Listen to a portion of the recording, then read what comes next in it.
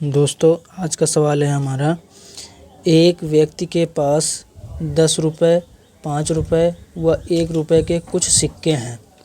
ठीक, 10 रुपये और 5 रुपये, 5 रुपये और 1 रुपये और 1 रुपये तथा 10 रुपये के सिक्के का गुणनफल का अनुपात, मतलब 10 रुपये और 5 रुपये के सिक्के का प्रोडक्ट, 5 रुपये और 1 रुपये के सिक्कों की संख्या का प्रोडक्ट, 1 रुपये और 10 रुपये के सिक्के की संख्या का प्रोडक्ट का जो अनुपात है वो क्या है? 3:4:6।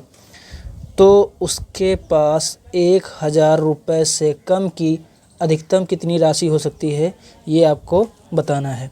ये सवाल पूछा गया था SSC MTS 2020 में। सवाल बहुत ही अच्छा है, तो आइए हम लोग हल करते हैं। देखिए इसका अप्रोच कैसे होगा। तो दोस्तों, हमारे पास दिया हुआ है प्रोडक्ट का अनुपात, किसका 10 रुपये का प्रोडक्ट गुणे 5 रुपये का प्रोडक्ट, और किसका अनुपात 5 रुपये का प्रोडक्ट, 5 रुपये के सिक्कों की संख्या का प्रोडक्ट और 1 रुपये के सिक्के की संख्या का प्रोडक्ट। और क्या दिया हुआ है? 1 रुपये की सिक्के की संख्या का प्रोडक्ट और 10 रुपये के सिक्के की संख्या का प्रोडक्ट ये दिया हुआ है। तो हमें अब हल करना है। तो हम हल कैसे करेंगे? देखिए, ये है दिया हुआ है कितना 3, और ये कितना दिया हुआ है 4, ये दिया हुआ है 6। तो 10 रुपये और 5 रुपये के सिक्कों की संख्या का अनुपात 3 है, 5 रुपये और 1 रुपये के सिक्कों की संख्या का अनुपात 4 है, 1 रुपये और 10 रुपये के सिक्कों की संख्या का अनुपात 6 है। अब हम देखिए, अगर ये 3 है तो 3 को हम प्रोडक्ट के रूप में किस तरीके से लिख सकते हैं, मतलब गुणा के रूप में किस तरीके से लिख सकते हैं? तो 3 को सिर्फ और सिर्फ 3×1 के ही रूप में हम लिख सकते हैं और किसी रूप में हम नहीं लिख सकते अगर प्रोडक्ट के रूप में लिखना है। तो 3 × 1, तो मान लिया 10 के कितने सिक्के 3 और 5 के कितने सिक्के 1, मतलब 10 के सिक्के की संख्या 3 और 5 के सिक्के की संख्या कितना 1। अब देखो 5 के सिक्के यहाँ है तो 5 के सिक्के की संख्या कितनी है हमारी 1। अब 1 है हमारे 5 के सिक्कों की संख्या और 4 प्रोडक्ट आ रहा है, तो एक के सिक्कों की संख्या कितनी होगी?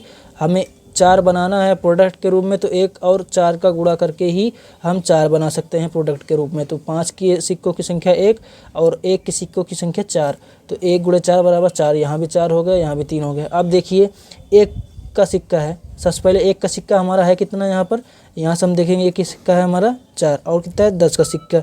10 का सिक्का हमारा कितना है? 10 का सिक्का है 3, तो 4 × 3 कर देंगे तो कितना हो जाएगा 12। लेकिन यहाँ 12 है और यहाँ कितना है 6, तो अलग अलग है। तो इसको हम सही करेंगे, किस तरीके से सही कर सकते हैं? सही करने के लिए देखिए, ये 12 को इसके बराबर बनाना है, तो इसमें क्या कर देंगे, इस पूरे अनुपात में, इस पूरे रेशियो में 2 से हम क्या कर देंगे मल्टीप्लाई। तो ये हो जाएगा हमारा 2×3 6, और ये हो जाएगा 2×4 8, और ये हो जाएगा 2×6 12। अब ये जो रेशियो आया है, अब इस रेशियो से हम क्वेश्चन को आसानी से हल कर सकते हैं।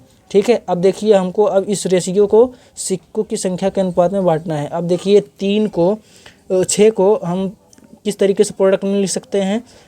प्राइम प्रोडक्ट में 1 × 6 भी लिख सकते हैं, लेकिन 1 × जब 6 लिखेंगे तो यहाँ पर 1 × यहाँ पर जब करेंगे तो उससे दिक्कत हो जाएगा। तो हमें इसको इस तरीके से बांटना है, 3 × 2 कर देते हैं हम।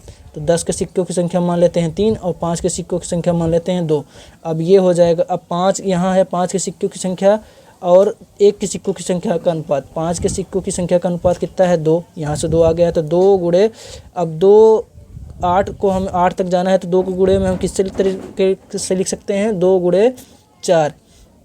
तो 2 × जब 4 करेंगे, तो 2 × 4 जब करेंगे तो हमारा 8 हो जाएगा। यहाँ भी हमारा सही है और यहाँ भी हमारा सही है। अब देखो आगे क्या है, 1 की सिक्के की संख्या कितना है 4, और 10 के सिक्के की संख्या हमें करना है, 10 के सिक्के की कितना संख्या है 3, 4 3 12, मतलब हमारा जो मल्टीप्लिकेशन जो अजम्पशन है वो हमारा सही है। मतलब 10 के सिक्कों की संख्या 3 और 5 के सिक्कों की संख्या 2, और यहाँ भी 5 के सिक्के की संख्या 2, 1 के सिक्कों की संख्या 4 और 1 के सिक्कों की संख्या 4, और 10 के सिक्कों की संख्या जहाँ यहाँ 3 है तो यहाँ भी 3 है। इसका मतलब हमारा अजम्पशन क्या है, एकदम एग्जैक्ट राइट है। इसका मतलब हमारा 10 के सिक्कों की संख्या, 5 के सिक्कों की संख्या और 1 के सिक्कों की संख्या का अनुपात जो डायरेक्ट अनुपात है 3:2:4। ठीक, अब ये हो गया सिक्के की संख्या का अनुपात, ठीक है। ये रुपए में है और ये सिक्कों का नंबर है, सिक्कों की संख्या का अनुपात इतना है। लेकिन अब हमें इसकी वैल्यू निकालनी है, तो 10 के अगर हमारे पास 3 सिक्के हैं तो इसकी वैल्यू कितनी हो जाएगी, 30 रुपये। 5 के अगर 2 सिक्के हैं तो उसकी वैल्यू कितनी हो जाएगी, 10 रुपये। 1 के अगर 4 सिक्के हैं तो उसकी वैल्यू कितनी हो जाएगी, 4 रुपये। तो हमारा टोटल जो मनी ऑफ वैल्यू हो जाएगा, वैल्यू की जो मनी की जो वैल्यू हो जाएगी वो कितना हो जाएगा, 30, और ये 30 और 30 10 40 और 4 44, तो 44 ये हो जाएगा हमारा क्या कहते हैं टोटल रुपए की वैल्यू।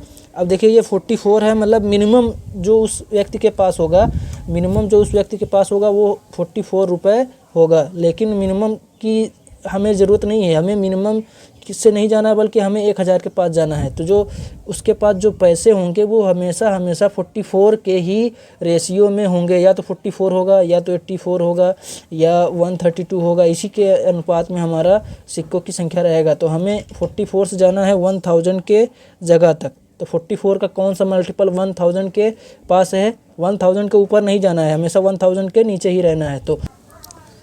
तो जो 44 का मल्टीपल होगा 10 के 1000 के करीब, वो होगा हमारा कितना, 44 पूरे हम 22 करेंगे तो ये हमारा कितना हो जाएगा, 968। ये हमारा हो जाएगा क्या, 968 रुपये। मतलब 1000 के नीचे उसके पास मिनिमम, 1000 के नीचे अधिकतम कितना रुपये हो सकता है उसका 968 रुपये, 968 रुपीज़।